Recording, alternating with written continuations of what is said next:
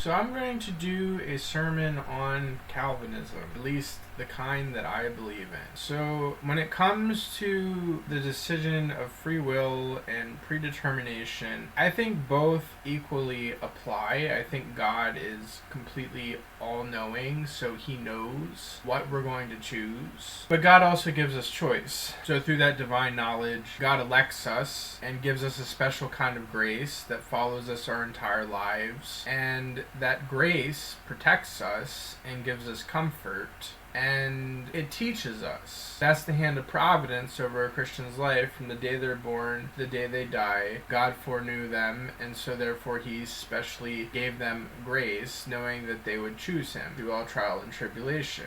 So that's what I believe about Calvinism, is that God knows if I'm going to heaven or not.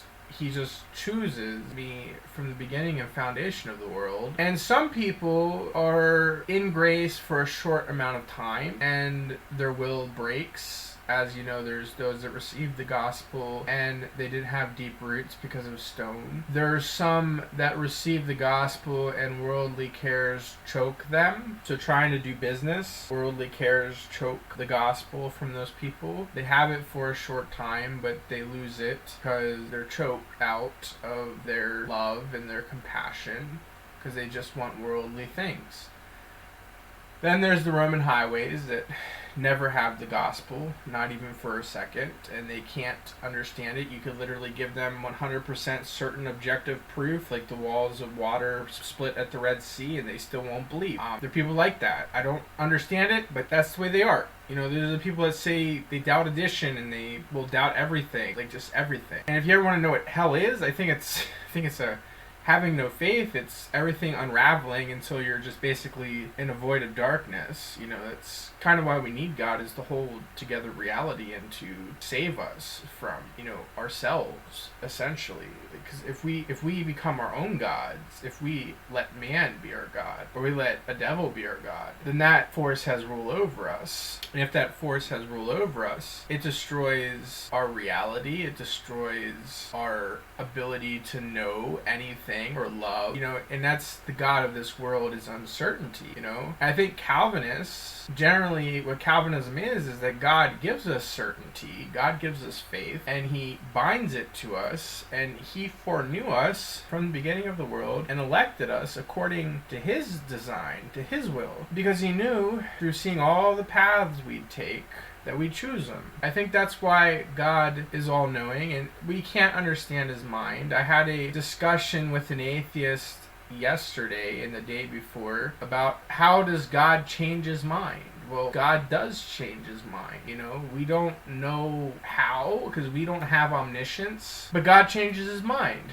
So this is why we petition him to save us, is because, God's mind is certain that we're going to go to hell. But if we believe, he changes his mind and then goes through our whole lives and fills the gaps of our sin with grace. And he knows if we're going to make that decision. He knows it. He knows every single bit about you. He knows your thoughts before you speak them or think them. He knows your prayers before you say them. He knows every hair on the head of your head. He knows your heart.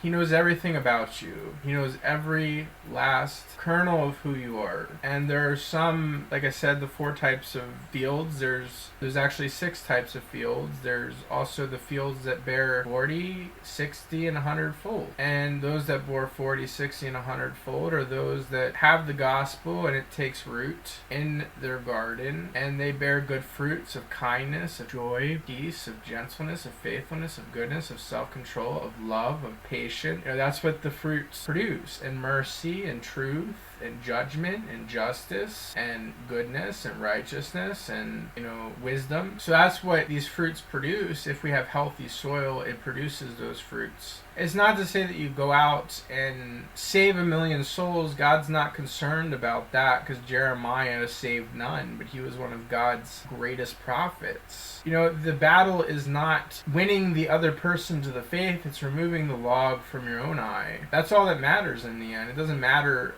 the other people.